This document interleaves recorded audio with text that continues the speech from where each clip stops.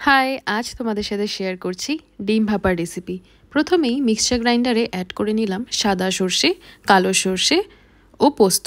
ভালো করে মিক্স করে নিয়ে অ্যাড করে দিচ্ছি পরিমাণ মতো নুন, কাজু, কাঁচা লঙ্কা এবং পরিমাণ মতন জল।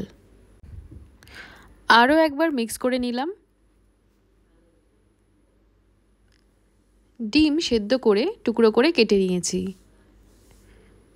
এবার একটা কড়াইতে সর্ষের তেল অ্যাড করে নিলাম। তেল গরম হলে তাতে রসুন কুচিগুলো হালকা করে ভেজে নিচ্ছি।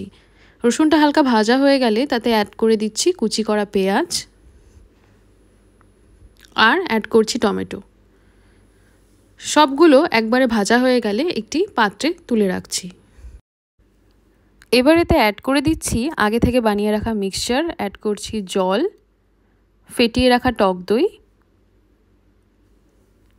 লঙ্কা গুঁড়ো, হলুদ গুঁড়ো, সামান্য পরিমাণ নুন এবং চিনি।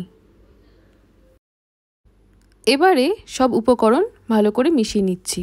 সব উপকরণ ভালো করে মিশিয়ে নেওয়ার পর তাতে অ্যাড করছি আগে থেকে কেটে রাখা ডিমগুলো, আর অ্যাড করছি সর্ষের তেল এবং কাঁচা লঙ্কা।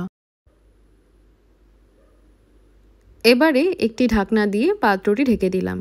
কড়াইতে জল বসিয়ে রেখেছিলাম, জল গরম হলে পাত্রটি তাতে রেখে একটি ঢাকনা দিয়ে ঢেকে দিচ্ছি। 10 থেকে 15 মিনিট পর ফ্লেম অফ করে ঢাকনা সরিয়ে নিলাম।